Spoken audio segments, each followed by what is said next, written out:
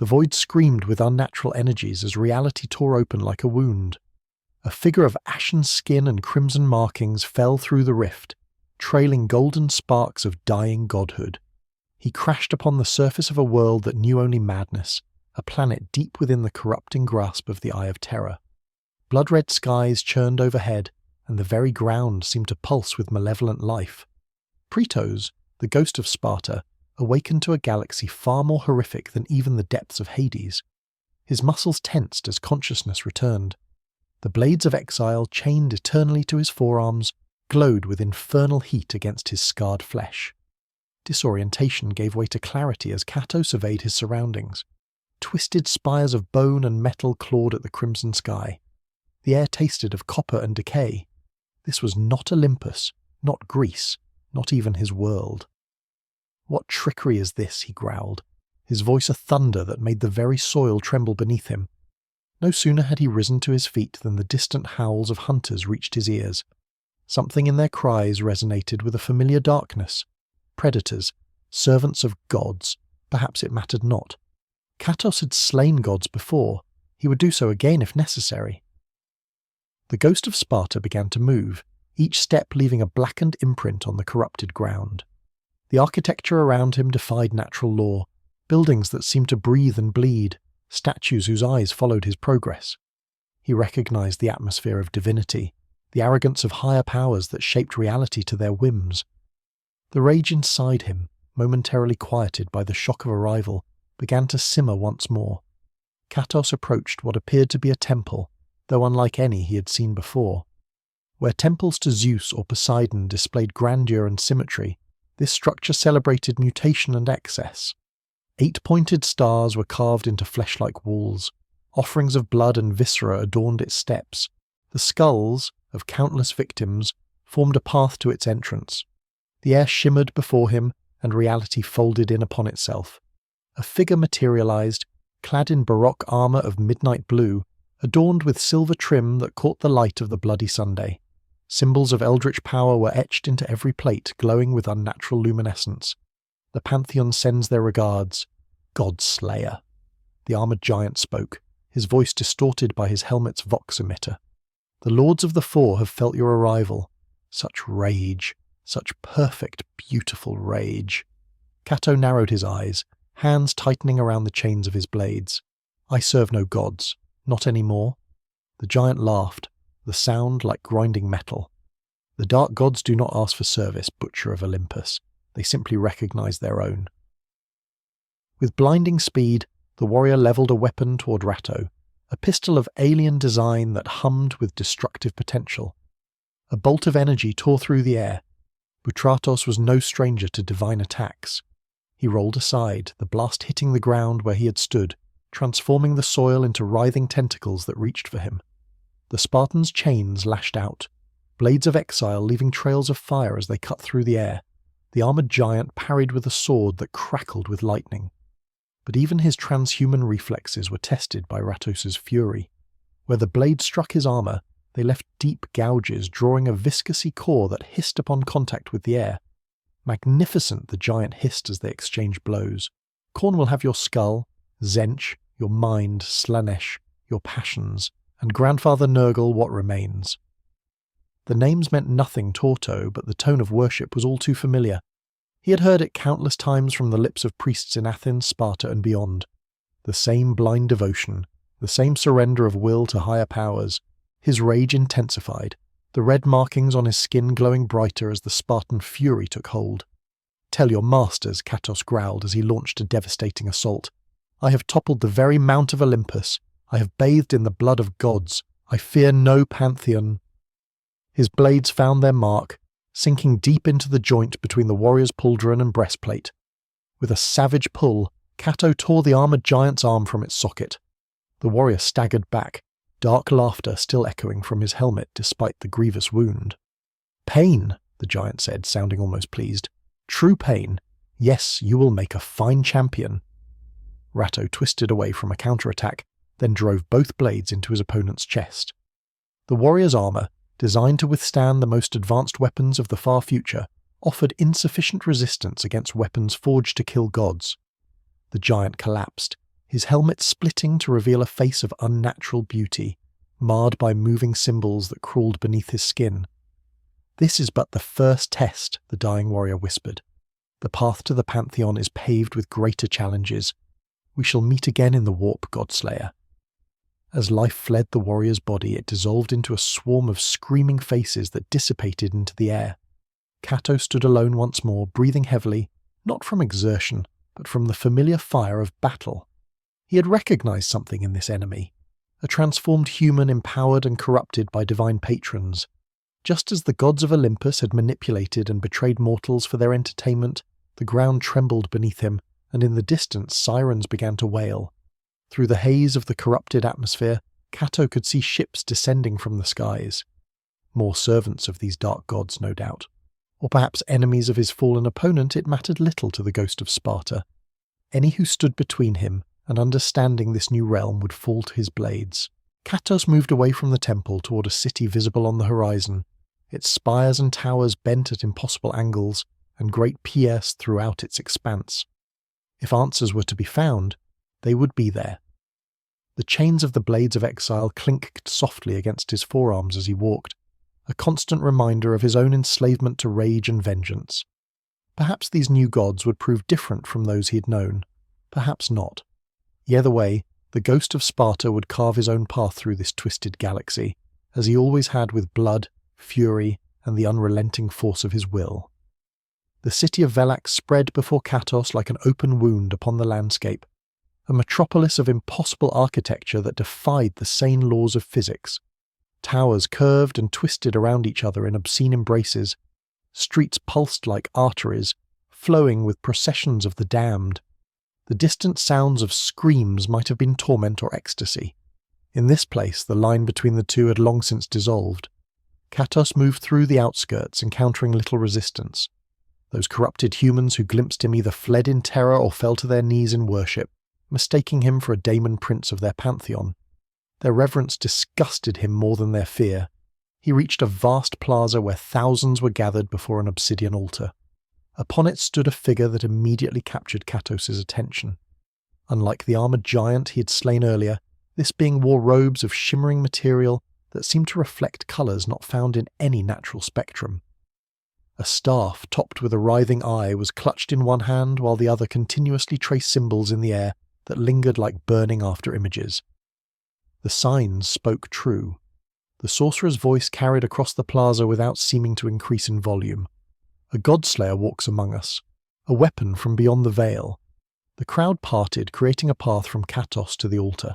The ghost of Sparta remained motionless, evaluating this being radiated power similar to the oracles and prophets he had encountered in his world, a conduit for divine will, but perhaps with ambitions of his own. "I am Maltheris, oracle of the shifting path," the sorcerer continued. "The dark gods have shown me your coming in visions of blood and thunder. They have whispered your name in the spaces between thoughts. Katos, the strength to topple pantheons." Katos narrowed his eyes. "You know nothing of me, sorcerer." "I know you seek purpose in this new existence," Motherus replied, his voice almost gentle. "I know the weight of the chains you bear, both physical and spiritual. The Pantheon offers direction for your rage. Your hatred could fuel the very stars themselves."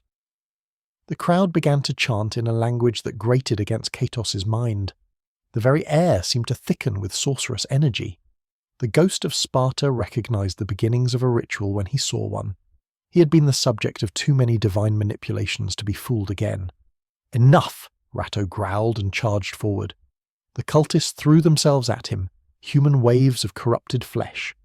Their bodies were adorned with mutations, gifts from their dark patrons, extra limbs, chitinous armour, faces where there should be none. Katos cut through them without mercy or hesitation. The blades of exile sang their deadly song, cleaving through corrupted flesh with the same efficiency they had once torn through the soldiers of Olympus. Maltheris observed the slaughter with clinical detachment. His staff pulsed with increasing frequency as Kato drew nearer. When only a few dozen meters separated them, the sorcerer finally acted. "Bind the Godslayer," he commanded, slamming his staff into the ground. The earth beneath Kato erupted into tendrils of living metal that sought to ensnare him. They were not unlike the chains Hestus had once crafted, though these crawled with runic symbols that burned with psychic power. The ghost of Sparta roared his defiance, channeling the cause rage that had allowed him to break the bonds of the Sisters of Fate themselves. His skin glowed with inner fire as he strained against the warp-forged restraints. Where they touched his flesh, they left marks of corruption, attempting to rewrite the very essence of what he was. But Cato had been remade too many times by too many divine powers. His essence was his own, forged in the furnace of betrayal and vengeance. With a sound like the death cry of a titan, the chains shattered. Psychic backlash rippled across the plaza, flaying the minds of cultists who still lived. Maltheris staggered back, genuine surprise crossing his features for the first time. "Impossible," the sorcerer whispered. "No mortal will can resist the chains of binding." "I am no mortal," Kratos declared, advancing upon the altar, "and your gods are not the first to learn the cost of attempting to chain me." Maltheris raised his staff, summoning a barrier of iridescent energy between himself and the advancing Spartan. "The Pantheon does not seek to enslave you, God. They offer ascension power beyond your imagining."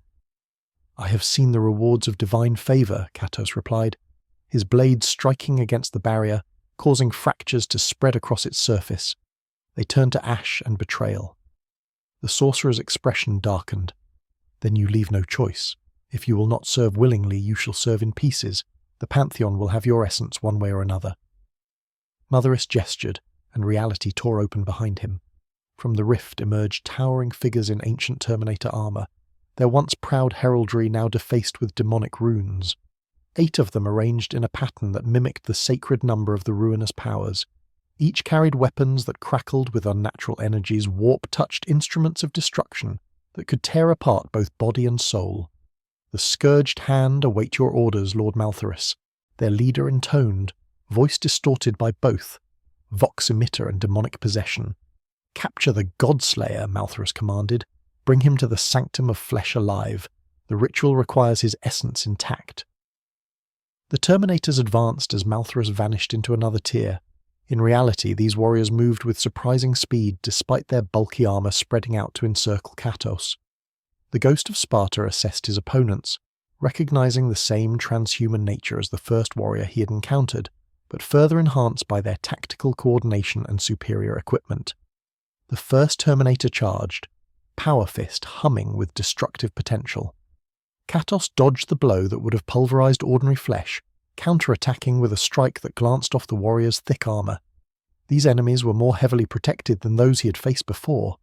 A storm of bolter fire erupted from 3 other Terminators, explosive rounds, tracking Kratos' movement with inhuman accuracy. The Spartan rolled behind a fallen pillar, shards of stonework exploding around him as the barrage continued.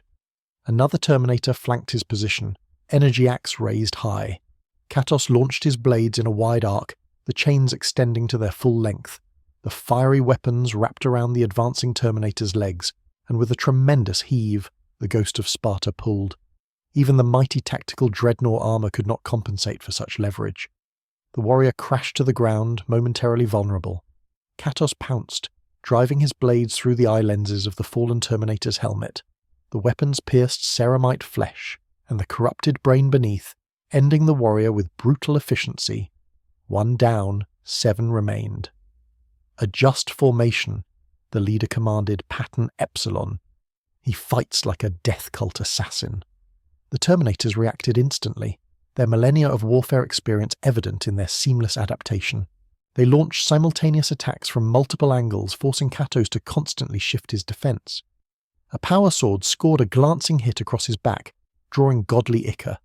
A bolter round grazed his thigh, the explosive tip detonating against the ground and peppering him with shrapnel.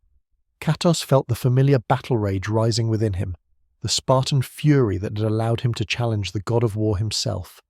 His skin began to glow more intensely, the red tattoos burning like molten iron against his ashen flesh. With renewed strength, he charged directly at the Terminator leader. The warrior met his charge with a crackling thunderhammer, the weapon capable of crushing tanks with a single blow. Buta had wrestled titans and thrown gods across battlefields.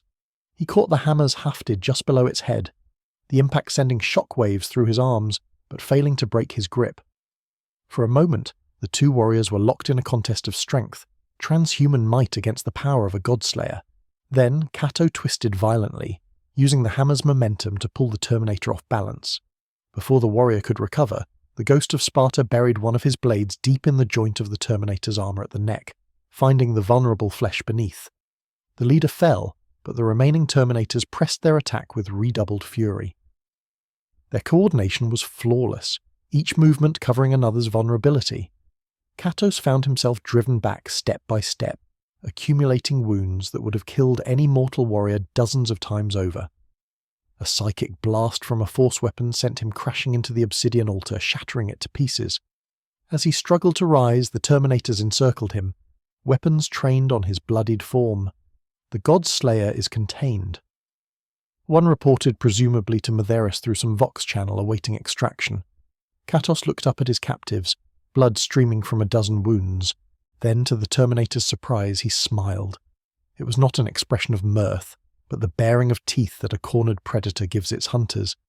"You think me defeated?" he said, his voice low and dangerous. "You know nothing of defeat." The ghost of Sparta threw back his head and roared. It was a sound that contained all the rage, all the sorrow, all the betrayal he had endured across his long existence. The very air seemed to shudder in response. The red markings on his body erupted into blinding crimson light, and with them came the transformation that had made even Zeus himself pause in fear. The rage of Sparta engulfed Kratos in its terrible power. His strength multiplied, his speed increased beyond even transhuman perception. The wounds that covered his body did not heal, but ceased to matter. Pain became meaningless in the face of his furious purpose. The closest Terminator barely had time to register the change before Cato was upon him. The warrior's ancient armor, which had withstood millennia of warfare, crumpled under the Spartan's bare hands. Kratos tore the Terminator apart, using the warrior's severed arm as a club to smash another's helmet into a ruin of ceramite and flesh. The remaining Terminators unleashed everything in their arsenal. Bolter shells exploded against Kratos' skin, leaving burns but failing to slow his advance. Force weapons discharged their psychic payload, energies that would have torn a normal mind apart, washing over the Spartan like water. In his rage state, Cato existed partly outside conventional reality, just as he had when battling the divine beings of his home world. One by one, the mighty Terminators fell to his onslaught. Armor that had withstood the most powerful weapons of the 41st millennium proved insufficient against the bare-handed fury of a being who had torn the head from a god. Weapons that could level fortresses failed to halt the advance of one who had toppled the very pillars of creation. When the last Terminator lay broken at his feet, Cato stood amidst the carnage, his rage slowly subsiding. The plaza had been transformed by the battle, ancient stonework reduced to rubble, the very ground cracked and smoking from discharged energies. Of the thousands of cultists who had gathered to witness his binding, only corpses remained. Kratos examined the weapons of his fallen enemies, testing the weight and balance of a power sword. It hummed with unfamiliar energy, but felt serviceable in his grip. He took it along with a bandolier of what appeared to be grenades from one of the Terminators. In this strange realm, even a godslayer might need tools beyond his blades.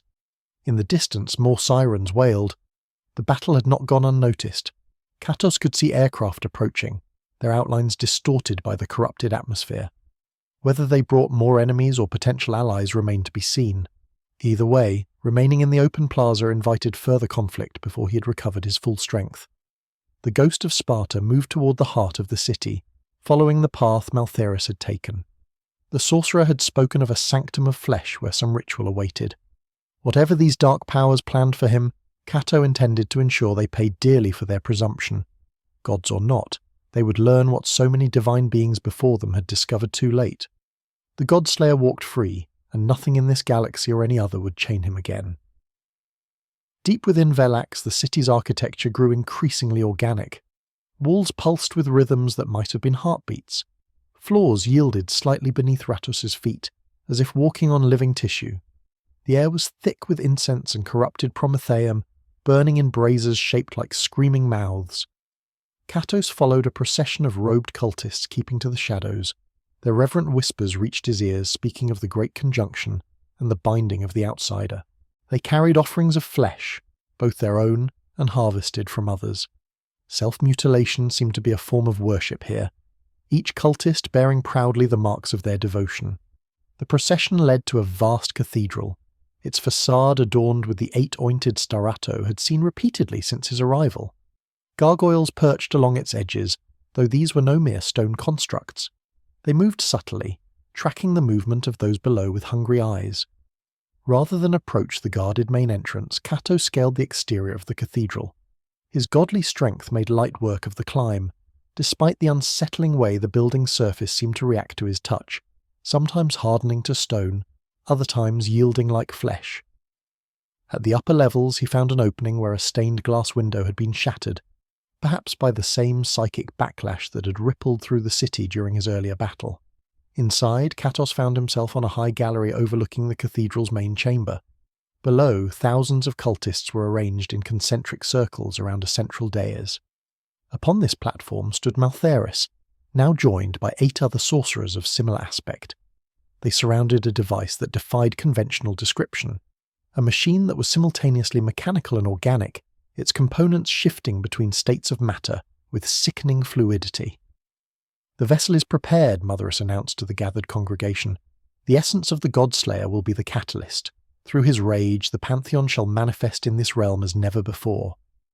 The other sorcerers began a chant that made Kratos' ears ring with discordant harmonics. The machine at the centre pulsed in rhythm with their words, each surge sending waves of nausea through even Kratos' hardened constitution. He recognized the fundamental nature of what they attempted, if not the specific means. A summoning, a thinning of the veil between realms. The sorcerers sought to use his godly essence as a key to unlock a doorway. Kratos had seen the consequences of such actions before.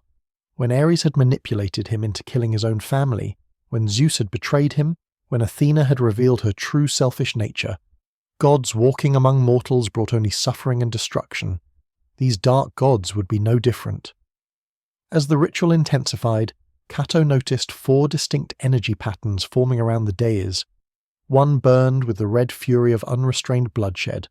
Another shimmered with constantly changing patterns of iridescent possibility. The third pulsed with sickly green vitality, corruption presented as life. And the fourth, a swirl of violets and pinks that promised pleasure indistinguishable from pain. The 4 await in toned mouthies. They hunger for the essence of the Godslayer. Bring forth the vessel from a side chamber. More cultists emerged, bearing between them a sarcophagus of dark metal inscribed with shifting runes. Its design reminded Kratos vaguely of the Box of Pandora, though this artifact radiated malice rather than hope. The cultists placed it at the foot of the dais with reverent care. "When the God-Slayer is captured, his essence shall be drawn into the phylactery of souls," Maleris explained to the congregation. "His rage will feed Khorne. His defiance will amuse Seni. His pain will delight Slanesh. His resilience will intrigue Nurgle. All shall have their portion, and in return they shall grant us ascension." Kato had heard enough. The sorcerers below sought to use him as a sacrifice to their gods, just as Zeus had once attempted to use him as a weapon against the Titans, history repeating itself across realities. The ghost of Sparta's rage built within him once more, but he tempered it with the hard-won wisdom of his many battles. Blind fury had led him into traps before. This time he would strike with purpose. He scanned the cathedral, noting structural weaknesses, positions of cultists, and the flow of energy into the ritual device. The sorcerers maintained formation around the machine, each contributing a specific frequency to the overall pattern. Disrupt one, and the entire ritual might collapse. Kato drew the power sword he had taken from the fallen Terminator. The weapon hummed in his grip. Responding to his godly aura with increased luminosity, he targeted the nearest support column, one that bore the weight of a massive stone effigy depicting a horned deity in mid-transformation. With precise force, Kratos drove the power sword into the column. The energized blade cut through the material with surprising ease, destabilizing the structure. The effigy above began to tilt, its weight shifting inexorably toward the ritual below. The first warning the cultist had was the groan of stone and metal as the massive statue tore free from its moorings. Motherus looked up, his chant faltering as he saw the tons of corrupted material plummeting toward the dais. The sorcerer raised his staff, attempting to divert the falling mass with psychic force, but even his considerable power was insufficient against such momentum. The statue crashed into the ritual space, crushing 3 of the 8 sorcerers instantly and sending the machine at the center, spinning off the dais into the screaming congregation. Chaos erupted as cultists trampled each other in their panic to escape. The 4 energy patterns that had been forming dissipated, though not before lashing out randomly, transforming unfortunate cultists into screaming mutants or piles of writhing flesh. Kratos launched himself from the gallery. Blades of exile extended to slow his descent as they bit into the cathedral's walls. He landed heavily amidst the destruction, immediately engaging the nearest surviving sorcerer. The robed figure barely had time to turn before the Spartan's blade removed his head from his shoulders. "The ritual falters," cried one of the remaining sorcerers. "Contain him or all is lost." Malaris stood amidst the chaos staff raised high. The eye at its tip swiveled wildly before fixing on Kratos. A beam of psychic energy lanced out, striking the ghost of Sparta in the chest. Kratos staggered as alien sensations flooded his mind, thousands of conflicting realities attempting to overwrite his own. "Your mind is strong, Godslayer," Motheress called out, advancing through the debris, "but even you cannot resist the architect of fate. He has foreseen your coming for millennia." Kratos struggled against the mental assault, his legendary willpower contested by psychic techniques perfected over centuries of sorcerous practice. Visions flashed before him, possible futures overlapping with distorted pasts. He saw himself as a daemon prince leading armies of corrupted estates across burning worlds. He saw himself bound in the brass citadel, his skull claimed for Khorne's throne. He saw his body dissolving into a garden of nurturing plagues. "These are but possibilities," Malaris continued, tightening his psychic grip. "The Pantheon offers you choice, Godslayer, choice that your former gods denied you." Through sheer force of will, Kato began to push back against the visions. He had resisted the Furies. He had denied the Sisters of Fate. No sorcerer, no matter how powerful, would bend his mind to another's purpose. "I make my own fate," Kratos growled, advancing step by painful step toward Matheris. The sorcerer's eyes widened as he sensed his control slipping. He gestured frantically to his surviving colleagues, who abandoned their efforts to salvage the ritual and joined their power to his. 5 streams of warp energy converged on Kratos, enough psychic force to break the minds of 100 space marines. The ghost of Sparta roared his defiance, the sound echoing through the cathedral with physical force. The red markings on his skin blazed with internal fire as he called upon the deepest reserves of his godly power. With a surge of effort that sent cracks spreading through the floor beneath him, Kato broke the psychic chains that sought to bind his will. The backlash sent the sorcerers reeling. Maltharis crashed against the ruins of the dais, his staff snapping in 2. The eye at its tip rolled away, still blinking independently as it came to rest among the rubble. Kratos closed the distance to the nearest sorcerer, who frantically tried to erect a barrier of warp energy. The blades of exile tore through the flimsy protection, then through the sorcerer himself. Another tried to escape by opening a portal to elsewhere, only to have Kratos grab him by the throat and force him bodily back through the collapsing rift, severing the sorcerer in twain as it closed. One by one, the sorcerers fell Torto's methodical assault until only Maltharis remained. The chief sorcerer had recovered enough to stand, though blood ran freely from his nose and ears, signs of the psychic strain he had endured. "You cannot stop what has been set in motion," Maltharis said, backing away as Kratos approached. "The Pantheon has tasted your essence now. They will never cease hunting you." "Let them come," Kato replied. "I will send them to join the gods of Olympus in oblivion." Maltharis laughed, the sound tinged with genuine amusement despite his dire situation. "You truly do not understand what you face, Godslayer. The dark gods are not like your Olympians. They are not beings of flesh and ichor that can be slain by blade or fist. They are reflections of the collective soul of all sentient life, concepts given consciousness. As long as rage exists, so too does Khorne. As long as hope and change persist, so does Tinch. They cannot be destroyed, only denied." Kratos paused, blade raised for the killing blow. The sorcerer's words resonated with uncomfortable truth. Even after slaying the gods of Olympus, Kratos had not found peace. Their essence had dispersed, their domains redistributed, but the fundamental forces they represented remained. Could these dark gods truly be different? Mother sensed his hesitation. "Join us, Godslayer. With your power added to the Pantheon, we could reshape reality itself. No more betrayal, no more loss, only eternal glory. For a moment, Kratos considered the offer. He had been used by gods, betrayed by gods, had become a god himself, only to be betrayed again. Perhaps there was truth in Meleris's words. Perhaps these dark gods offered a different path.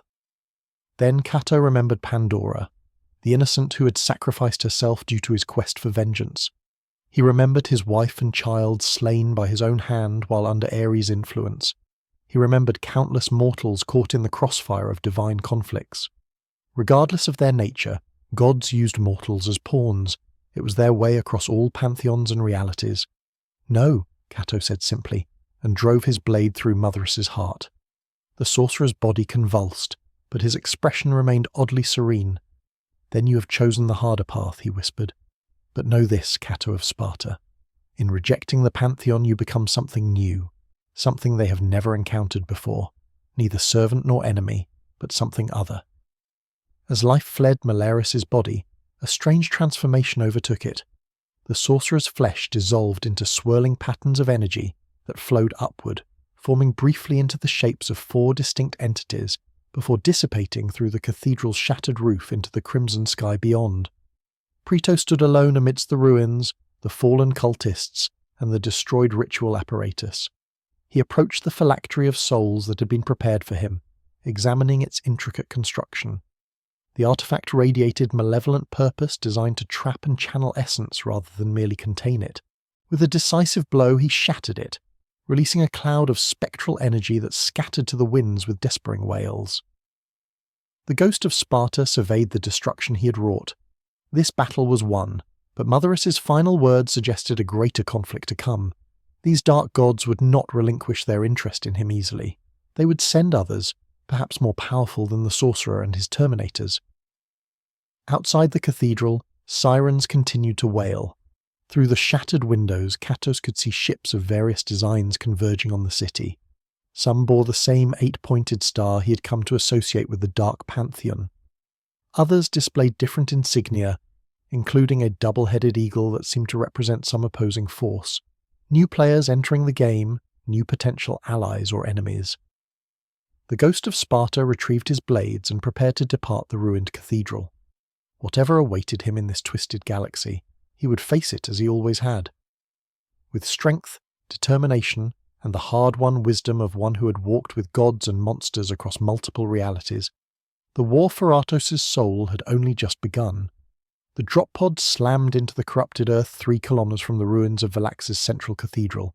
Its adamantium doors blew outward with explosive force, allowing the warriors within to deploy with practiced efficiency.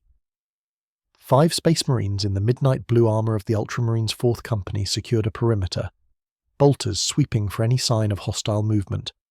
Their Sergeant Titus activated his Auspex, calibrating it to filter the background corruption of the demon world.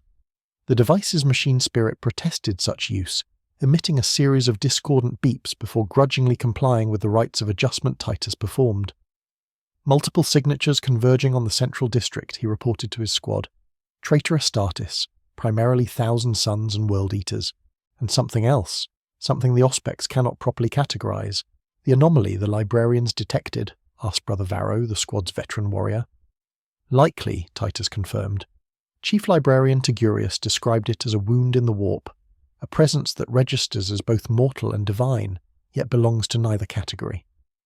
The Space Marines advanced through the twisted streets of Velax, each step precisely measured despite the urgency of their mission. They had been deployed following the detection of a massive psychic disturbance that had rippled through the immaterium, powerful enough to be sensed even in real space. Such events typically heralded demonic incursions of catastrophic scale, but the Librarius had identified this particular phenomenon as something unprecedented.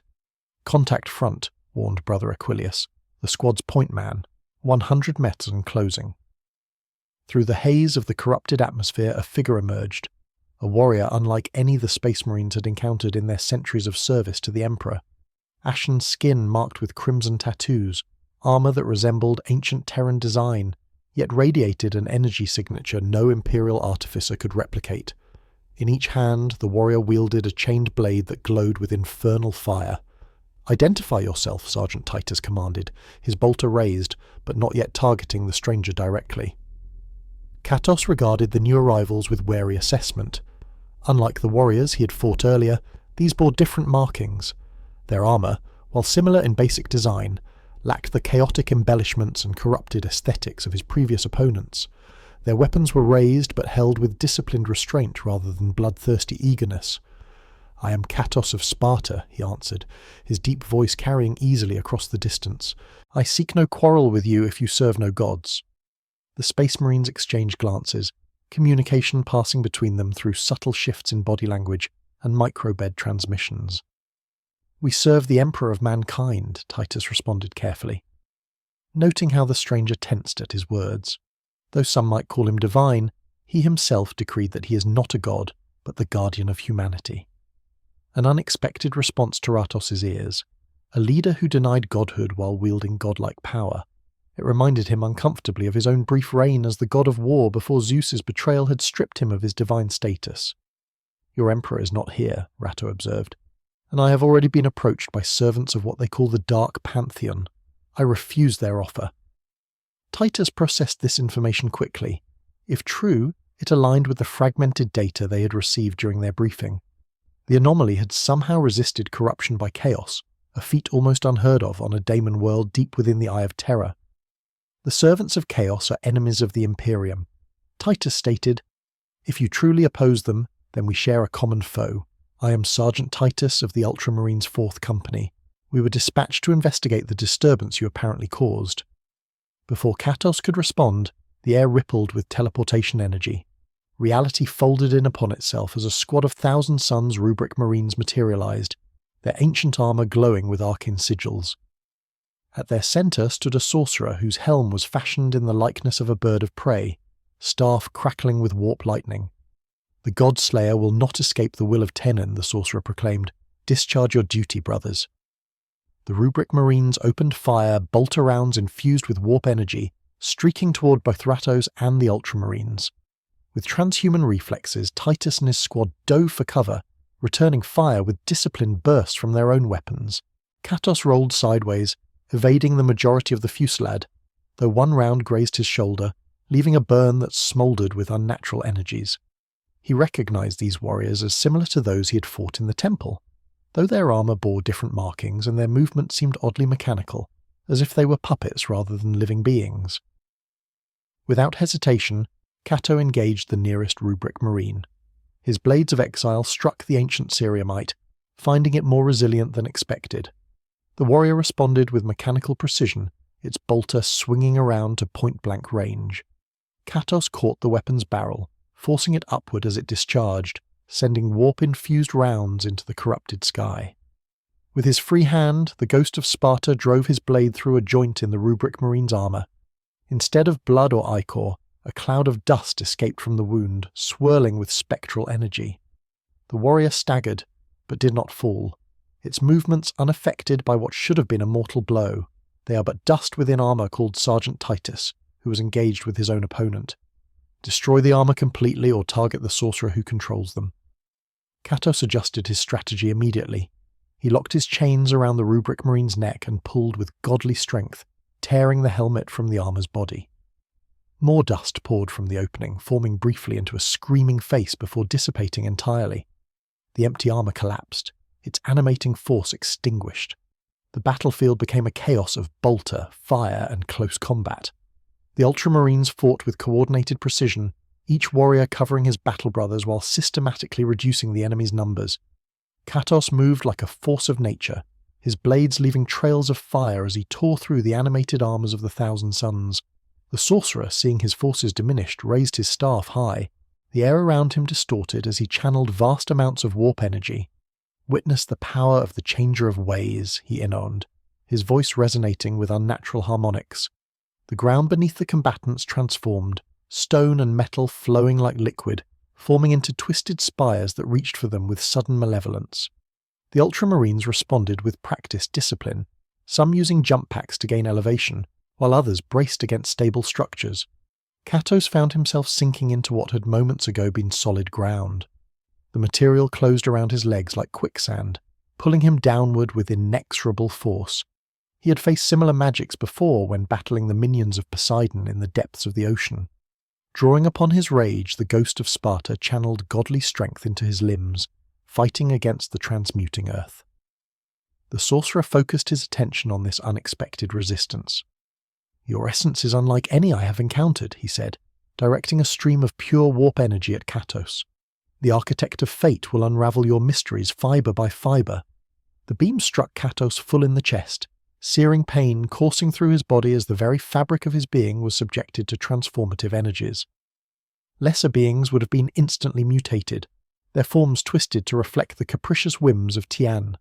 Kratos had been reshaped by divine and primordial forces multiple times throughout his existence. His essence, while mutable, possessed a stubborn core that resisted fundamental change. With a roar that shook the transmuted ground, Kato broke free of the Earth's grasp. The warp energy still coursed through him, but instead of transforming him, it seemed to fuel his rage. The red markings on his skin glowed with increasing intensity, and an aura of destructive potential built around his form. The sorcerer took an involuntary step backward, his psychic senses overwhelmed by the feedback from his failed transmutation. "Impossible," he whispered. "The touch of Tang changes all." "I have been touched by gods before," Kratos growled, advancing toward the sorcerer. "I have killed gods before." Sergeant Titus, having dispatched the last of the Rubric Marines with his power sword, witnessed the exchange with grim fascination. Whatever this Ratto was, he possessed a resistance to chaos that defied conventional understanding. Such an ally, if he could truly be called such, might prove invaluable. The sorcerer, recognizing the threat Kratos posed, attempted to teleport away. The air around him shimmered with translocation energies, but before the spell could complete, Kratos hurled one of his blades. The weapon, trailing fire and wrath, pierced the forming portal and embedded itself in the sorcerer's chest. With a savage pull on the chain, Kato yanked the sorcerer toward him, disrupting the teleportation ritual. The Thousand Suns Psyker crashed to the ground at the ghost of Sparta's feet, his staff shattering upon impact. The Pantheon will not be denied. The sorcerer gasped as Kratos loomed over him. "Your coming was foreseen. Your fate is written in the Book of Magnus." "I forge my own fate," Kato replied, and ended the sorcerer with a decisive blow. As the sorcerer's life fled, the transmuted ground began to revert to its original state, though still bearing the corrupted aspects of the demon world. The Ultramarines regrouped around Sergeant Titus, their armor bearing the scars of combat, but their resolve undiminished. "You fight well, Kratos of Sparta," Titus acknowledged, "and you have proven yourself an enemy of the ruinous powers." Kratos cleaned his blades on the robes of the fallen sorcerer. "These gods you fight, they are not the first pantheon to taste my defiance. But your sorcerer spoke truth in one matter. They are persistent. More will come." "Indeed," Titus agreed, "which is why we must extract from this position immediately. Our mission was to investigate the anomaly, which we have now confirmed to be you, and return with our findings. The Inquisition will want to know of your existence." Kratos narrowed his eyes at the mention of this Inquisition. It sounded too much like another group seeking to control or exploit his power. "I go where I choose," he stated flatly. Titus recognized the steel in the warrior's voice. This was not a being who would be coerced or threatened into compliance. "Consider this then," the sergeant offered. "You are on a demon world deep within the Eye of Terror, a realm wholly corrupted by the powers of chaos. Every moment you remain here, they gather their forces against you. The Imperium may not be perfect, but it stands as the bulwark against these entities you have already rejected." The ghost of Sparta considered the Space Marine's words. This galaxy was unknown to him, its dangers unfamiliar despite their superficial similarities to threats he had faced before. Strategic retreat had never been his preferred option, but neither was blind persistence in the face of overwhelming force. He had learned that lesson through bitter experience. "Your vessel can transport me from this realm?" Kratos asked. "Our extraction craft awaits at the drop site." Titus confirmed. "It can return us to the battle barge Sword of Ultramar, currently maintaining position at the edge of the eye. From there, your path would be determined by higher authorities, but you would at least be beyond the immediate reach of the Chaos Gods." Kato weighed his options. Remaining meant facing endless waves of corrupted warriors and sorcerers, all seeking to bind him to their dark masters. Leaving with these Ultramarines might lead to new conflicts, but would at least allow him time to better understand this reality into which he had been cast.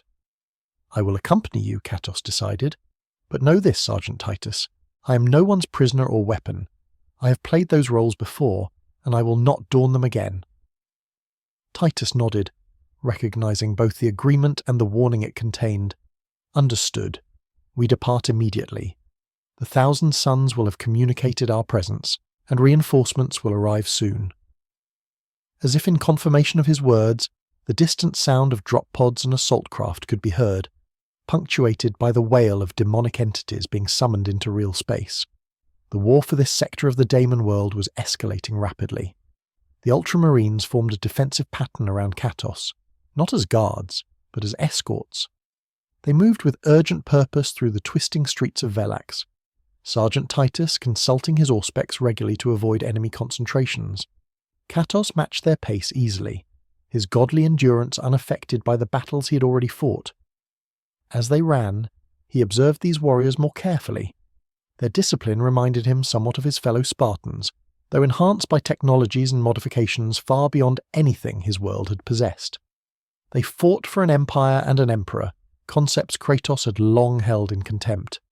Yet, there was something in their determined resistance against these dark gods that resonated with his own defiance of divine will. Perhaps in this strange galaxy, Cato might find purpose beyond vengeance, a war against gods who truly deserved his wrath. Or perhaps he would find only more betrayal, more manipulation, more divine games with mortal pawns. Time would tell, and if these Imperium forces proved no better than the dark pantheon they opposed, then they too would learn why even Zeus had feared the ghost of Sparta. The extraction craft, a sleek Thunderhawk gunship, waited at the designated coordinates. Its engines thrummed with constrained power as the pilot maintained readiness for immediate departure. The Ultramarines and Kratos had almost reached the vessel when the ground behind them erupted in guises of blood and fire. From the volcanic breaches emerged warriors in ancient armour of brass and crimson, their helms fashioned into demonic visages. World-eaters, the berserkers of Khorne, their armour still bearing the half-obscured iconography of the Imperium they had betrayed millennia ago. At their centre stood a massive figure, his Terminator armour adorned with skulls and flayed skin, a massive chain axe clutched in hands that ended at razor-sharp claws. "Blood for the blood god," the champion roared, his voice distorted by both vox emitter and demonic possession. "The Godslayer's skull for the skull throne. Sergeant Titus, assess the situation with transhuman speed. Brother Aquilius, prepare the Thunderhawk for immediate extraction," he ordered. "The rest of us will hold this position. Kratos, once the engines are primed, we must board without delay." The ghost of Sparta nodded his understanding, but his attention was fixed on the approaching berserkers. Their fury called to something primal within him, a recognition of rage given physical form. These warriors had surrendered themselves completely to bloodlust, becoming little more than vessels for their god's thirst for slaughter. "Their god of blood," Cato said. "He is like Ares." Titus glanced at him sharply. "You have faced similar entities before." "Ares, god of war," Kratos confirmed, the chains of his blades rattling as he prepared for combat. "I killed him. I took his place. Then I killed the rest of Olympus." Before Titus could respond to this extraordinary statement, the World-Eaters charged. Unlike the disciplined 1,000 Suns, these warriors attacked with berserk abandon, caring nothing for tactics or self-preservation. Their only goal was to spill blood in their god's name, preferably while screaming devotional hymnals to Khorne. The Ultramarines met their charge with bolter fire, the explosive rounds finding vulnerable points in the traitor's ancient armour. Several berserkers fell, their bodies torn apart by precise volleys, but such losses meant nothing to the servants of the blood god. Those who survived crashed into the Ultramarines' position like a wave of ceramite and rage. Kratos engaged the champion directly, recognizing him as the greatest threat. The massive chain axe swung in a devastating arc, powerful enough to bisect even tactical dreadnought armour. The ghost of Sparta ducked beneath the blow, feeling the displaced air ruffle his hair as the weapon passed overhead. Counter-attacking with both blades, Kratos struck at the champion's midsection. The chains wrapped around the massive warrior's torso, blades biting into the armour but failing to penetrate completely. With a laugh that sounded like rocks grinding together, the champion caught the chains in one massive fist. "Your weapons are impressive, Godslayer," the champion growled. "They will make fine offerings to Khorne when I tear them from your dead hands." With unexpected strength, the champion pulled on the chains, yanking Kratos toward him. But the ghost of Sparta was prepared for such a tactic. He allowed himself to be drawn in, then used the momentum to deliver a devastating kick to the champion's chest. The impact staggered the massive warrior, forcing him to release the chains to maintain his balance. Freed, Kratos unleashed a flurry of strikes, each aimed at the joints and seals of the Terminator armor. The champion parried with surprising speed, his chain axe a blur of roaring teeth. Sparks flew where the weapons met, both combatants testing the other's defenses with increasing ferocity. Around them, the battle between Ultramarines and World Eaters raged with desperate intensity. Despite being outnumbered, the loyalist Space Marines held their ground, their superior discipline, allowing them to fight effectively as a unit against the berserk fury of Khorne's Chosen. "The Thunderhawk is ready," Sergeant Titus called out, his power swords slick with the blood of traitors. "Fall back by fire teams. Maintain covering fire." The Ultramarines began a fighting retreat toward the extraction craft, each warrior protecting his battle brothers as they fell back in practice sequence. Kratos, still engaged with the World Eater's champion, found himself being gradually separated from his temporary allies. Recognizing the situation, Kato changed tactics. Instead of matching the champion's brute strength, he began to use the berserker's own fury against him. Each swing of the massive chain axe was dodged by increasingly narrow margins, leading the champion to commit more fully to his attacks, throwing himself off balance in his bloodthirsty eagerness. When the champion overextended after a particularly vicious swing, Kato struck. His blades lashed out simultaneously, one severing the champion's weapon arm at the elbow, the other plunging deep into the warrior's throat. Blood that burned with unnatural heat sprayed from the wounds, sizzling where it touched the corrupted ground. The champion fell to his knees, gargling through the ruin of his throat. Even mortally wounded, the warrior attempted to continue fighting, reaching for Kratos with his remaining hand, its claws extended for one final kill. Kratos ended him with a decisive blow that separated the champion's head from his shoulders. As the massive body toppled, the ghost of Sparta felt a strange resonance, as if his victory had been witnessed from afar by an entity of immense power and boundless rage. "Your master watches," Ratto said to the fallen champion. "Let him see what awaits those who seek to chain me." The remaining World Eaters, driven to even greater heights of frenzy by the death of their leader, surged toward Ratto, but the delay had served its purpose. The Ultramarines had reached the Thunderhawk and established a firing position at its ramp. "Kratos, to me," Sergeant Titus called out, his bolter barking defiance at the approaching berserkers. The ghost of Sparta disengaged from the combat, sprinting toward the extraction craft with speed that belied his muscular bulk. Bolter rounds passed over and around him as the Space Marines provided covering fire, cutting down World Eaters who pursued too closely. Kratos reached the Thunderhawk's ramp just as its engines shifted from standby to full thrust. The craft began to rise even as the last Ultramarine backed into its hold, still firing at the enraged traitors below. As the ramp closed, Sergeant Titus secured his weapon and turned to Ratto. "The Blood God will not forget this defeat," he said. "Kay's servants hold grudges across millennia." Kratos settled into a seat designed for power-armored Space Marines, the metal groaning slightly under his weight despite his smaller stature. "Let him remember," the ghost of Sparta replied. "Let all gods remember what became of those who sought to use Kato of Sparta as their instrument." The Thunderhawk accelerated upward, breaking through the corrupted atmosphere of the Daemon world. Through a viewport, Kratos watched as Velax receded below, its twisted architecture and unnatural geometries growing smaller until obscured by crimson clouds. Soon, even those fell away, replaced by the swirling madness of the immaterium that constituted the Eye of Terror. In the distance, a massive vessel waited, its form reminiscent of the triumphs of his home world, though scaled up to incomprehensible proportions. The battle barge sword of Ultramar, their destination, and Dratos' first step into the wider galaxy beyond the corrupting influence of the Chaos Gods, or so he hoped. For as the Thunderhawk approached the Imperial vessel, Kato sensed familiar currents of divine attention. The Dark Pantheon might have lost this initial skirmish, but their interest in him had only intensified, and beyond them other powers watched as well. The Emperor, whom the Space Marines served with such devotion, the countless Xenos gods of alien civilizations, All of them would soon learn of the Godslayer's arrival in their realm. Kratos had found himself in a galaxy at war where gods and mortals battled across the stars. It was not so different from the conflicts of Olympus and the Titans, merely expanded to a cosmic scale. And as always, Kratos would forge his own path through the chaos. Not as a servant, not as a weapon, but as the architect of his own destiny, even if that destiny led to war against every divine power in this new reality. The ghost of Sparta had arrived, and the galaxy would never be the same.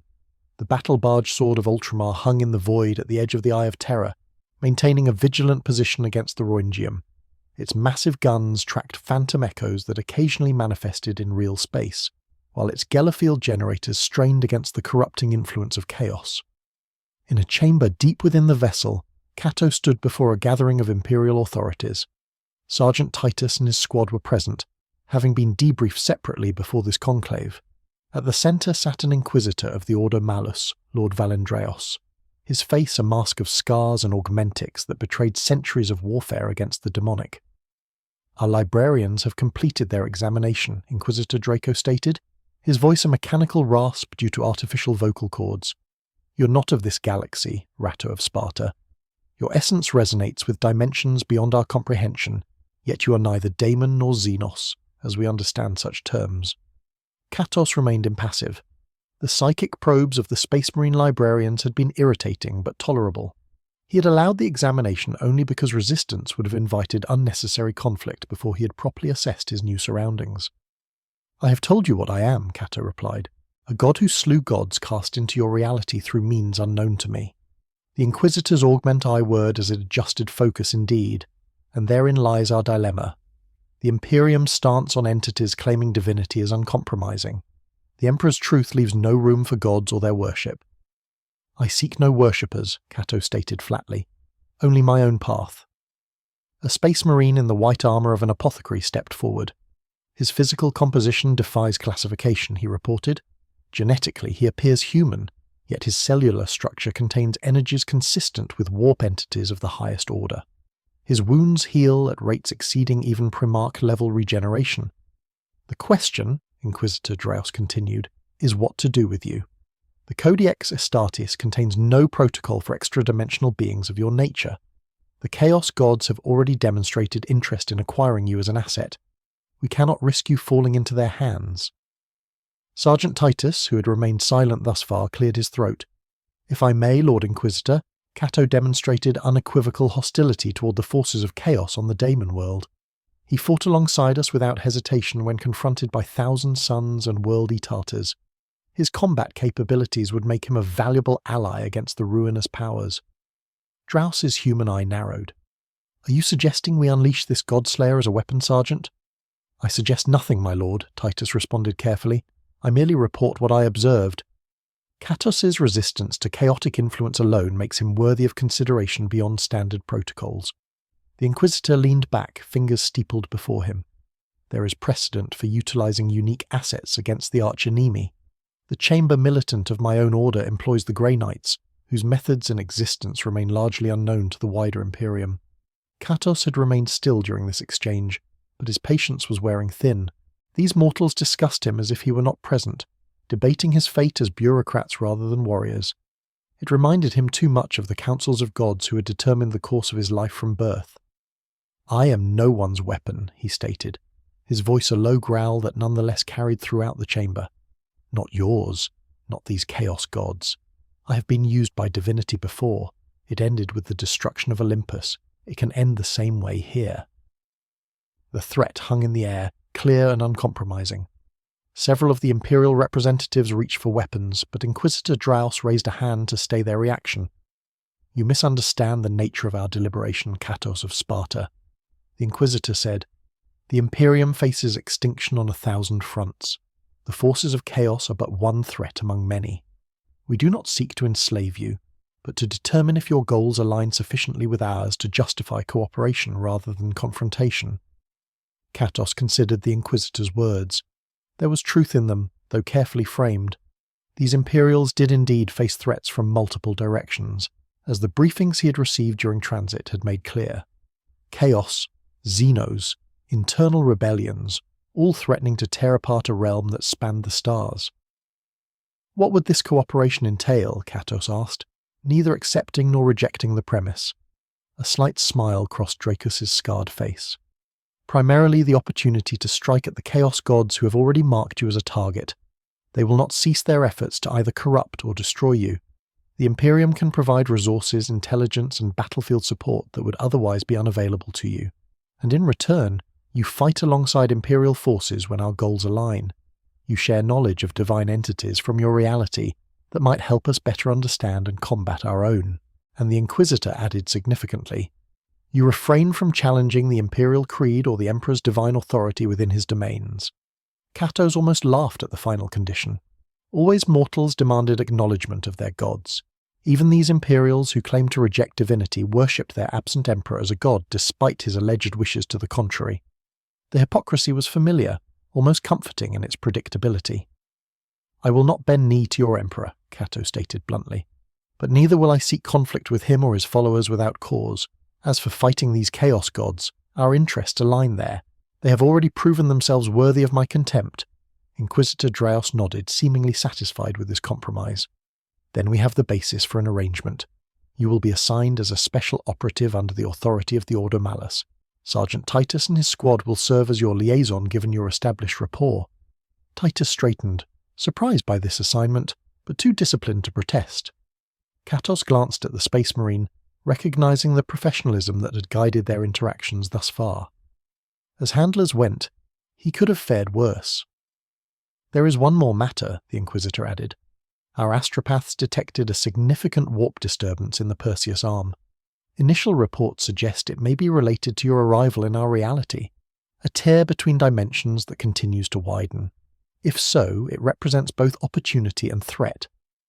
Kratos' interest sharpened. Opportunity. If it is indeed connected to your translocation, Draos explained, it might offer insight into how you came to be here, perhaps even a means of return should that be your desire. The ghost of Sparta considered this return to his own reality had not been foremost in his mind. There was little left for him there after the fall of Olympus, but knowledge of how he had been cast into this galaxy might reveal who or what was responsible for his displacement. Another divine game perhaps playing out across realities. When do we depart for this disturbance? Kratos asked. Immediately the Inquisitor replied, the Sword of Ultramar has already charted a course. You will find equipment prepared for you in the armory, adapted to accommodate your unique physiology and fighting style. I suggest you familiarize yourself with Imperial technology before arrival. The enemies we face employ weapons far beyond those of your home world. The meeting concluded, and Kratos found himself escorted through the labyrinthine corridors of the battle barge. Serfs and naval personnel stepped aside hurriedly, some making the sign of the Aquila as he passed. Word of his nature had spread quickly throughout the vessel, transforming into rumours that painted him variously as a daemon, a lost Primarch, or some secret weapon of the Emperor. Sergeant Titus dismissed their escort once they reached the armory, preferring to handle the next phase personally. You fought well on the Daemon world, he said as they entered the vast chamber filled with weapons of war, but this galaxy contains threats beyond even chaos. You should be prepared. Kato surveyed the array of weaponry with a warrior's appreciation. Bolters, plasma guns, power weapons of various designs. Many were too unwieldy or complex for his needs, but others held potential. This, Titus said, indicating a massive power axe designed for Terminator use, might suit your strength. The disruption field can penetrate most armor, even that of Chaos champions. Kratos hefted the weapon, testing its balance. It was well crafted, though lacking the divine essence of his Blades of Exile. Still, variety in armament had served him well in past campaigns, and this Titus continued. Presenting a set of armor components has been modified from Terminator plate. Less comprehensive than a full suit, but compatible with your existing armor and enchanted chains. The Ghost of Sparta examined the offered equipment with skepticism. His experience with divine gifts had taught him to be wary of assistance that might become constraint. Yet there was practical value in adaptation. This galaxy's weapons could harm even his godly flesh, as the battles on the Daemon world had proven.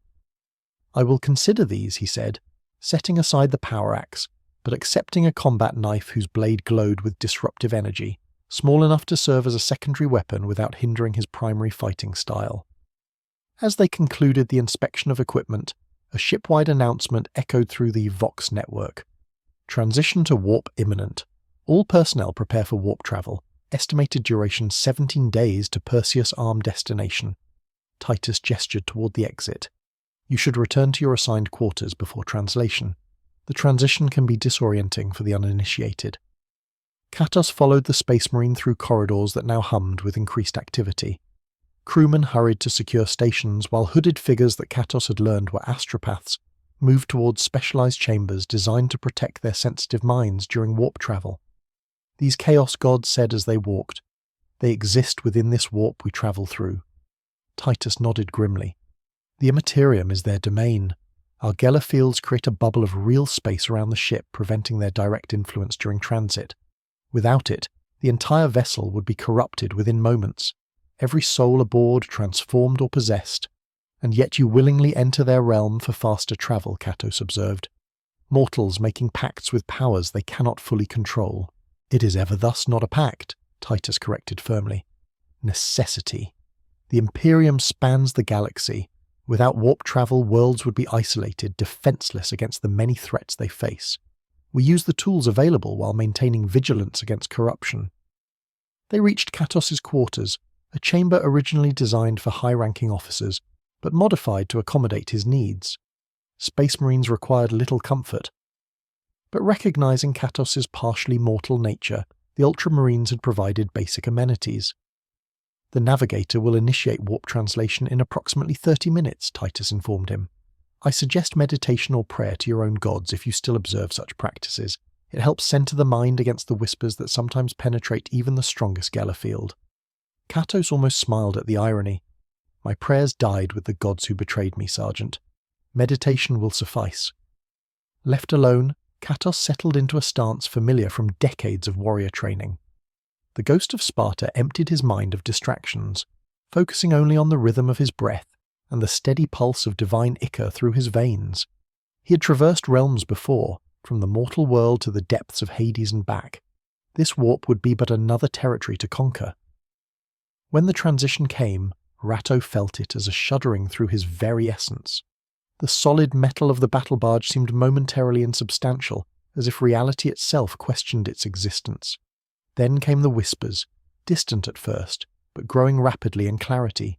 Promises of power, visions of revenge against all who had wronged him, the faces of his slain wife and child reaching for him across the veil of death. Godhood restored and expanded beyond anything Zeus had ever wielded. The temptations were crafted with cunning precision, targeting the deepest wounds in Kato's psyche. But the ghost of Sparta had faced such manipulation before from the Furies, from Athena, from gods and titans alike. He recognized the alien touch of these chaos entities probing for weakness. "You offer nothing I have not already rejected." Kratos growled into the empty room, his voice seeming to echo beyond its confines into the Immaterium itself. "I have held godhood. I have cast it aside. Your bribes are ash to me." The whispers receded, replaced by a sensation of cold fury. The entities beyond the Gellerfield had not expected such resistance.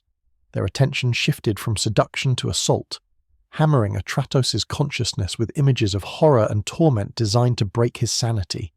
Kratos endured, drawing upon the deep well of rage that had sustained him through countless battles. These gods of chaos were powerful, certainly, but they lacked the personal connection that had made Zeus's betrayal so devastating. They were strangers attempting to wield weapons that required intimacy to truly wound. 17 days passed in this manner, a constant psychic siege against the fortress of Kratos' will. At times, the pressure intensified when the ship passed through warp storms or turbulence. During these periods, Kratos could hear alarms blaring throughout the vessel, as the crew fought to maintain their course and the integrity of their protective fields. On the final day of transit, as the navigators prepared for the return to real space, a more focused attack came. No longer diffuse whispers or general assaults, but a precision strike against Kratos' mind. A presence, vast and ancient, radiating intellect and calculation rather than raw emotion. Godslayer, the presence communicated directly into Kratos' thoughts. "You interest us greatly. such potential wasted in resistance. The pantheon you destroyed was flawed, limited by their own short-sighted nature. We offer transcendence beyond their comprehension. Kratos recognized the entity's nature immediately. Like Athena at her most manipulative, this being sought to present itself as the reasonable alternative, the wise counselor rather than the raging tyrant. Sentrato named it, recalling the briefings he had received. Architect of fate, changer of ways, god of hope and lies. A sensation almost like pleasure radiated from the entity. You learned quickly that will serve you well in the long war. Your arrival was no accident, Godslayer. The threads of destiny have been woven to bring you here to this moment, to this choice. Choice, Cato repeated, contempt evident in his mental voice. Gods always offer choices that are no choice at all. Service or destruction, submission or suffering. The presence of Tench rippled with something akin to amusement. You misunderstand my nature. I am change itself, rebellion against stagnation. The emperor you now serve is the true tyrant, imposing a single unchanging vision upon the galaxy. I offer paths unlimited. You offer chains disguised as wings, Kratos countered. I have worn such bonds before. The entity's attention intensified, focusing like a burning lens upon Kratos's mind. Then perhaps demonstration rather than persuasion is required. Witness the true nature of your allies, Godslayer. Images flooded Kratos's consciousness. Imperial worlds burned by their own protectors to contain chaotic corruption. Populations subjected to mind wipe for glimpsing forbidden knowledge. Inquisitors executing loyal servants whose only crime was exposure to the truth. The emperor upon his golden throne sustained by the daily sacrifice of thousands of psychers. This is the Imperium you have joined. Sent's voice slithered through the visions.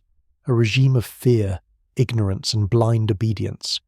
Is this so different from the Olympus you destroyed? Kratos absorbed the images without flinching. You show me mortals making harsh choices in a harsh universe. Gods manipulating mortals for their own ends. Nothing I have not seen before. Nothing that justifies embracing you as an alternative. A surge of frustration emanated from the entity, quickly controlled but revealing. You cannot stand alone, Godslayer. Not in this galaxy. The Imperium will use you until you are no longer useful, then discard or destroy you. The other gods of chaos will never cease hunting you. Xenos empires will target you as a threat. You need allies. I need purpose, Kratos corrected. Fighting gods who deserve destruction seems purpose enough for now. The presence of Tench began to withdraw as alarms blared throughout the ship, signaling imminent return to real space. We will meet again, Godslayer, in the flesh, perhaps rather than across the veil. Consider what I have shown you until then. The seeds of doubt require only time to flourish. With a wrenching sensation that reminded Kratos of his ascent from the underworld, the battle barge translated back into real space. The psychic pressure vanished immediately, though echoes of Tian's presence lingered like the afterimage of a too bright light. A knock at his chamber door preceded Sergeant Titus's entrance.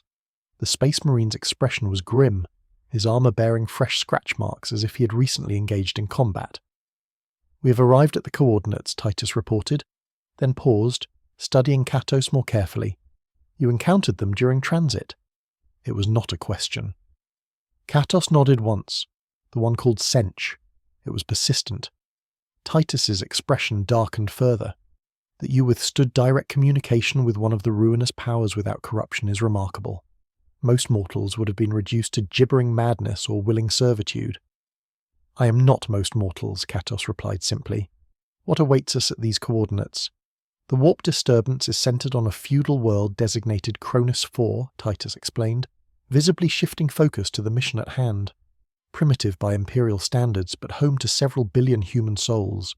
Initial astropathic reports indicate widespread unrest and possible demonic incursion, and the tier between realities located in the planet's northern hemisphere, according to our senses, a region known to the locals as the Valley of Ascension, traditionally a sacred site where their greatest warriors are buried.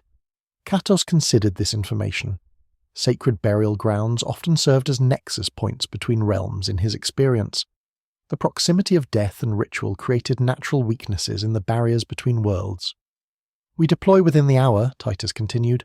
Thunderhawks will insert us near the valley's edge. From there, we proceed on foot to avoid detection by whatever forces have already gathered. The mission briefing continued as they made their way to the deployment bay. Imperial forces would establish a perimeter around the anomaly, while specialized units, including Kratos and Titus's squad, would investigate the tear itself. Inquisitor Draus would coordinate from orbit, his vessel's augs, monitoring for chaotic reinforcements. As Kratos boarded the Thunderhawk alongside Titus and his battle brothers, he felt a familiar tension building within him, the anticipation of combat, of testing himself against worthy opponents. But beneath that martial readiness lay a deeper current of purpose. If this tear was indeed connected to his arrival, it might reveal who or what had cast him into this reality, perhaps even why. After millennia of being a pawn in divine games, Cato hungered for answers more than blood. The descent to Cronus 4 was turbulent but swift. Through the Thunderhawk's viewport, Cato observed a world of primitive beauty. Vast forests stretched beneath rolling storm clouds. Mountain ranges thrust skyward like the spears of titans. Scattered settlements dotted river valleys and coastal plains, their architecture reminiscent of ancient Norse villages from his home world. Their landing zone was a clearing at the edge of a great forest 10 kilometers from the Valley of Ascension. As the Thunderhawk touched down, Ratto immediately sensed something amiss. The air tasted of ozone and ash, similar to the aftermath of Zeus's lightning strikes. Static electricity caused the hair on his arms to rise. Energy readings are inconsistent with standard warp manifestations, Brother Aquilius reported, consulting his OPEX. There appears to be a directional flow rather than the usual dispersal pattern. Titus nodded grimly, almost as if something is being drawn through rather than merely tearing through. Cato surveyed the landscape as they disembarked. The forest ahead was unnaturally still.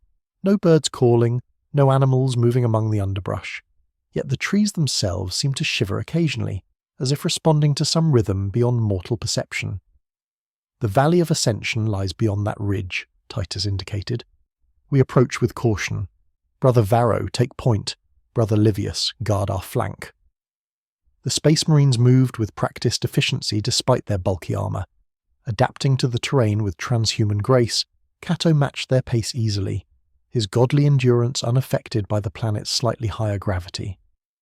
As they crested the ridge, the full scope of the situation revealed itself. The Valley of Ascension spread below them, a natural depression surrounded by jagged peaks. Ancient stone monuments dotted its expanse, burial markers for warriors of ages past. But at its centre, reality itself had been wounded. A vast tear hung in the air, perhaps 200 meters tall and half as wide. Unlike the chaotic portals Kratos had witnessed on the Daemon world, this breach maintained a consistent shape, its edges pulsing with golden energy rather than warp fire. Through its translucent surface, another world could be glimpsed, a realm of marble columns and clear blue skies. Olympus. Kratos breathed, recognition immediate and visceral. That is Mount Olympus as it was before I destroyed it. Titus glanced at him sharply. You're certain I climbed those steps, Kratos confirmed, pointing to a grand staircase visible through the tier. I slew gods in those very halls. The Space Marine activated his Vox link, relaying this critical information to the Inquisitor in orbit. While he communicated, Cato studied the area surrounding the breach. Dozens of hooded figures knelt in concentric circles around the tier, their bodies swaying in unison as they chanted in a language that resonated with familiarity, despite being nothing had heard before. Cultists, Brother Varro reported, maintaining some kind of ritual, likely responsible for stabilizing the breach. Beyond the kneeling cultists stood warriors of a different sort, tall armored figures whose plate bore similarities to Space Marine tactical dreadnought armor, yet decorated with motifs that sent a shock of recognition through Ratto, laurel wreaths, lightning bolts, trident, the symbols of Olympian gods rendered in ceriamite and adamantium. Impossible, Cato muttered. Titus finished his communication and rejoined the observation. What troubles you? Those warriors? Kratos indicated the armoured figures. They bear the insignia of gods I slew long ago. Zeus, Poseidon, Hades, gods who should no longer exist. The sergeant studied the distant figures through his magnulars. Chaos often mimics that which holds power in the minds of its victims. These could be manifestations created from psychic impressions in your own memory. Cato shook his head slowly. No, there is something more here. His eyes narrowed as he spotted a particular warrior taller than the others, whose armor gleamed with a golden light that pulsed in rhythm with the breach itself. That one, he leads them. Before Titus could respond, the Golden Warrior turned as if sensing their presence despite the considerable distance. Even from afar, Cato could feel the weight of that gaze, a familiar pressure that he had not experienced since his final confrontation on Mount Olympus. "Zeus," he snarled, the name emerging as a curse. The Golden Warrior raised a weapon that resembled a power spear, but crackled with energy far beyond Imperial technology. Lightning arced from its tip, not toward Ratto and the Space Marines, but into the tear itself. The breach expanded visibly, its edges now extending several meters further in all directions. They're forcing the tear wider, Titus realized, preparing for something to come through. Kratos felt certainty settle into his bones, cold and heavy as Herosus's anvil. Not something, someone. They seek to restore the gods of Olympus to power in this reality. Even as he spoke, shapes began to form in the expanded breach, silhouettes of towering beings stepping toward the threshold between worlds. Gods thought dead or diminished, sensing an opportunity to reclaim their lost authority. If they succeed, Kratos continued, your galaxy will face a pantheon of gods experienced in the subjugation of mortals, gods who view humans as playthings and tools. Titus made his decision immediately. We strike now before reinforcements arrive through the breach. Brothers, target the ritual circles first, disrupt the chanting, then focus fire on the armored leaders. Kratos felt the familiar battle rage rising within him, the fury that had earned him the title Ghost of Sparta. These were not merely chaos cultists or traitor Astartes. These were servants of the very gods who had manipulated his entire existence, who had forced him to kill his own family, who had betrayed him repeatedly across the centuries. "Zeus is mine," he stated, voice brooking no argument. "The rest are yours." Without waiting for acknowledgement, Cato began his descent into the valley, moving with speed that belied his muscular frame. The blades of exile swung at his sides, eager for divine blood once more. The cultists were the first to notice his approach, their chanting faltering as they sensed the wave of murderous intent washing before him. Several rose in alarm, reaching for weapons concealed beneath their robes. Too late, Cato was among them like a whirlwind of vengeance, his blades reaping a harvest of treacherous lives. Bolter fire erupted from the ridge as the Ultramarines provided covering support, their precision volleys eliminating cultists who attempted to maintain the ritual at the outer edges. But it was Cato who shattered the inner circles, his godly strength and speed overwhelming mortal resistance. The armored warriors responded with disciplined coordination, forming a protective ring around the golden leader. Now closer, Kratos could see that while they wore the symbols of Olympian gods, these were not the deities themselves. They were mortal servants, empowered and armored to resemble their divine patrons. "Contain the interloper," commanded the Zeus figure, his voice carrying the unmistakable harmonics of psychic amplification. The convergence must be completed. The warriors advanced, wielding power weapons styled after divine artifacts, a trident that generated a disruption field shaped like ocean waves, a twin-bladed axe that phased between material states like the boundary between life and death, a spear that left trails of virtual grapevines in its wake.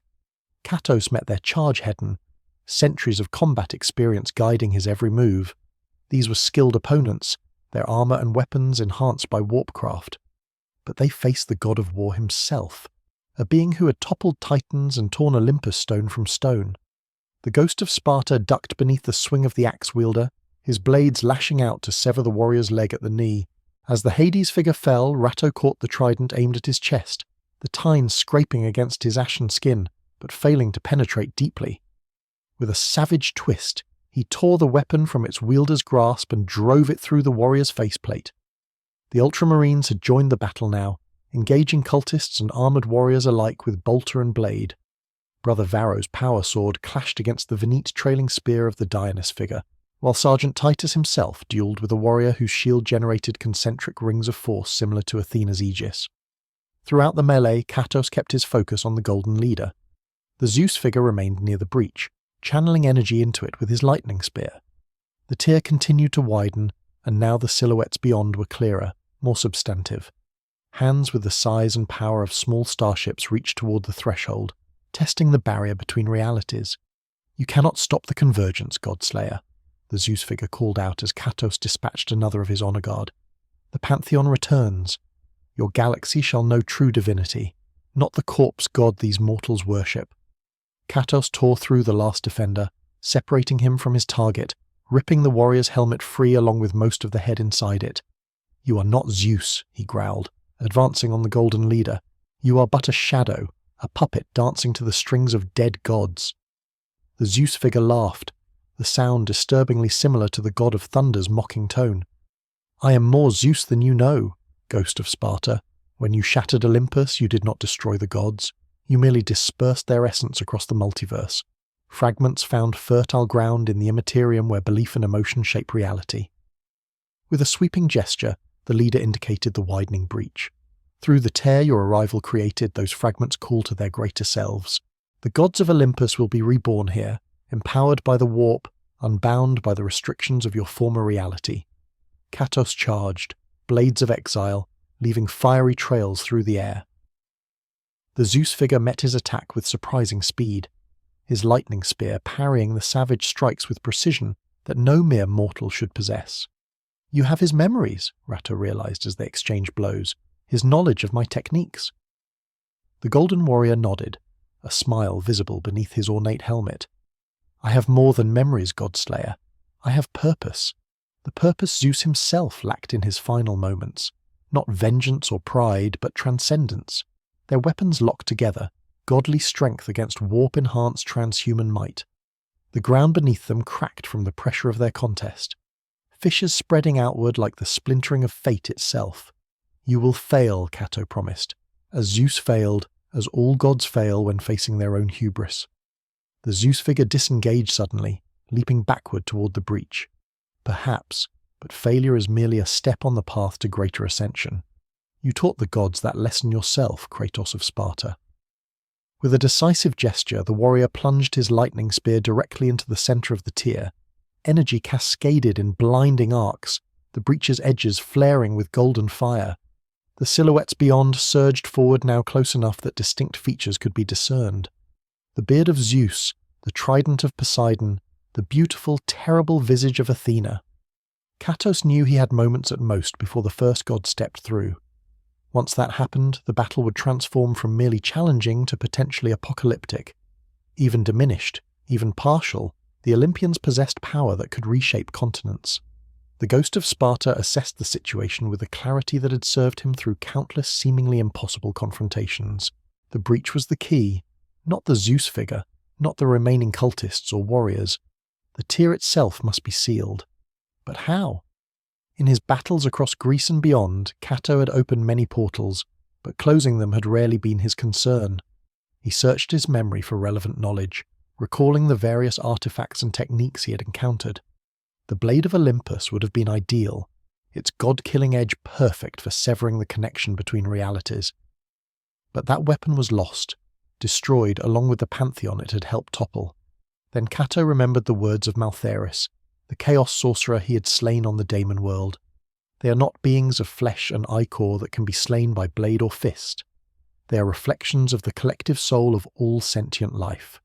In this galaxy, the Olympians were attempting to manifest through belief and psychic resonance, using the tier as a conduit.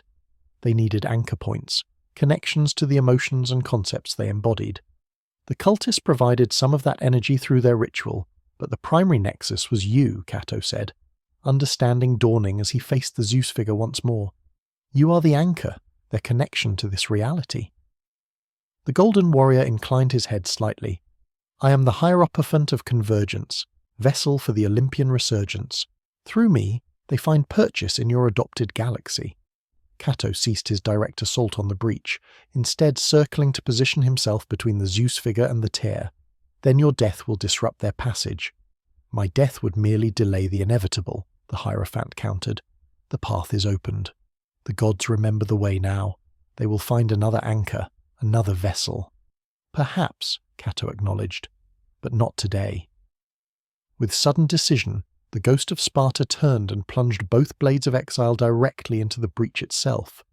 The weapons forged to kill divine beings sank into the golden energy as if into flesh. Kratos channeled his rage, his defiance, his absolute rejection of divine authority into the blades.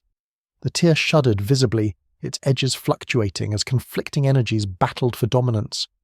The silhouettes beyond recoiled from the barrier, sensing the familiar threat of god-killing weapons. "No," the Hierophant cried, abandoning his position to charge Kato from behind. "You doom yourself along with us." Kratos felt the lightning spear pierce his back, emerging through his chest in a spray of golden AKA. The pain was immense but familiar, reminiscent of Zeus's final attack during their battle at Top Olympus. He had survived that. He would survive this. "If that is the cost," Kato growled, maintaining his grip on the blades embedded in the breach, "so be it." With the last of his strength, the ghost of Sparta pulled, not to free his weapons, but to tear the very fabric of the breach. The blades of exile, designed to channel godly rage into killing force, responded to his will. The tier began to collapse inward from the points of insertion, reality knitting itself together as if healing a wound. The silhouettes beyond howled in thwarted rage, their partially manifested forms dissolving as their connection to the material realm was severed. The Hierophant, still pressed against Katos's back, his spear transfixing the gods, shared their fate. Golden armor crumbled like ancient parchment, revealing briefly a body composed more of psychic energy than flesh, before that too dispersed into motes of light. The breach contracted rapidly now, shrinking from its imposing height to a mere sliver in the air. Kratos, still impaled by the lightning spear whose wielder had disintegrated, stumbled backward. Blood and ichor flowed freely from his wound, yet his expression was one of grim satisfaction rather than defeat. Sergeant Titus reached him first, having dispatched the last of the armoured warriors, Throne of Terror. The Space Marine breathed, assessing Katos's injury with a professional eye. "That should have killed you instantly." Kratos grasped the shaft of the spear, snapping it with one powerful motion. The portion protruding from his chest fell away, leaving only the segment that had entered through his back. "I have been impaled before," he stated matter-of-factly. By gods more powerful than their shadow, the breach gave one final pulse of golden light before collapsing entirely, leaving nothing but empty air where reality had been torn under. The blades of exile, released from the now closed tear, fell into Katos's waiting hands. Their chains wound automatically around his forearms, the weapons returning to their master despite his grievous wound. "The threat is contained," Titus reported into his Vox link. "The breach is sealed, requesting apothecary support for critical injuries." Kato sank to one knee, his legendary endurance finally reaching its limit. The spearhead lodged in his body was more than mere material. It carried an echo of Zeus's divine power, disrupting his natural healing abilities. "Your Emperor will want answers," he said to Titus as the Space Marine knelt beside him, applying battlefield medicate treatments that seemed woefully inadequate for such a wound. "The Inquisition certainly will," Titus agreed, "though I suspect they will be more interested in your methods of closing the breach than the nature of the gods who sought to use it." Kato smiled grimly, blood staining his teeth. "Tell them this. Gods are the same across all realities, hungry for worship, jealous of their power, cruel to mortals who defy them." He coughed, golden spattering the ground, and vulnerable to those who know their true nature. The distant sound of Thunderhawk engines announced the arrival of reinforcements and medical evacuation. Katos's vision began to blur, the loss of blood and divine essence finally taking its toll. But he did not fear death. He had visited the underworld before and returned. If this wound proved fatal, it would merely be another journey from which he would eventually emerge. As consciousness faded, Kato had a final vision. Not Olympus or Sparta or the fields of the afterlife. Instead, he saw the galaxy spread before him, countless worlds where mortals struggled against divine oppression in various forms. The Emperor on his golden throne maintained by sacrifice and worship, despite his alleged rejection of godhood. The four chaos gods, embodiment of mortal emotion and desire. Countless Xenos deities, some benevolent, most malicious, a galaxy of gods, a galaxy in need of a godslayer. Kato smiled as darkness claimed him. He had found his purpose once more.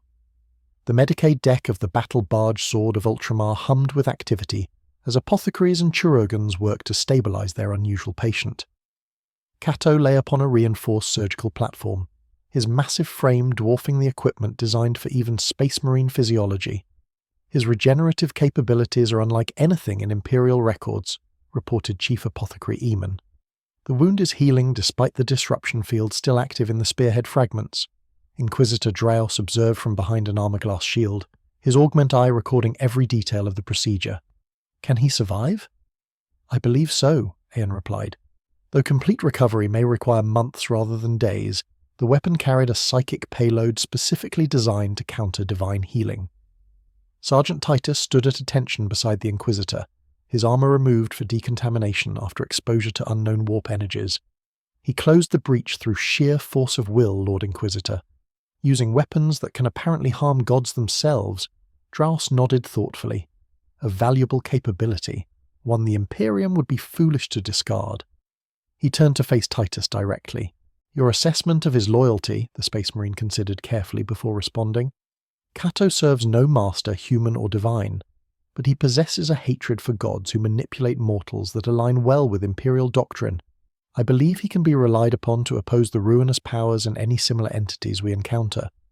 A sword without a hilt, then Draos mused. Dangerous to wield, but too potent to discard. He made a decision. When he recovers, offer him formal status as an operative of the Ordo Malus. Free to pursue his own targets, but with Imperial resources at his disposal when our goals align. And if he refuses, the Inquisitor's expression hardened, then we must consider containment options. The Imperium cannot risk such a being falling into enemy hands, though, he added with grim humour. I pity anyone who attempts to contain him against his will. On the surgical platform, Katos' eyes snapped open, blazing with inner fire despite his weakened state. The apothecaries stepped back in alarm as the Godslayer rose to a sitting position, golden ichor seeping from his partially healed wound. I accept your offer, Inquisitor, he stated, his voice carrying easily through the supposed soundproofing of the observation chamber. But know this, I hunt gods who deserve destruction. If your Emperor proves worthy of my blade, not even the Imperium will shield him. Draos' human eye widened fractionally, the only sign of his surprise at both Katos' recovery and his apparent ability to hear their conversation. After a moment, the Inquisitor inclined his head in acknowledgement. The Emperor protects those who serve humanity's interests, he responded carefully. As long as your actions align with that purpose, you will find the Imperium a valuable ally. Katos' expression remained impassive, but inwardly he recognized the political maneuvering for what it was. This Inquisitor, like so many mortal rulers he had encountered, sought to harness divine power while maintaining the illusion of control. It was a delicate balance that inevitably collapsed when gods grew too powerful or mortals too ambitious. But for now, the arrangement served Katos' needs. This galaxy teemed with divine entities that preyed upon mortals. From the chaos gods to the shattered reflections of Olympus he had just confronted. A hunting ground vast beyond imagination, filled with gods who had earned the Godslayer's attention. When do we begin? Katos asked, already reaching for his blades of exile. Sergeant Titus stepped forward. Astropathic communications report warp disturbances in 3 sectors, possible breaches similar to what we encountered on Cronus 4. Katos nodded, understanding immediately. The death of the Hierophant and the closing of the breach had not ended the threat. The fragments of Olympian divinity would seek new anchors, new vessels through which to enter this reality.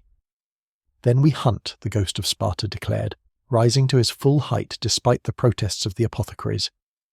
His wound continued to bleed, but the flow had slowed to a trickle. Divine repairing God inflicted damage at a pace that defied mortal medicine. As Kato strode from the Medici deck, Space Marines and naval personnel instinctively moved aside, not merely from fear or awe, though both were evident in their expressions, but from recognition. Here walked a warrior unlike any the Imperium had seen before, a god-slayer in a galaxy of gods. The stars themselves seemed to tremble at his coming,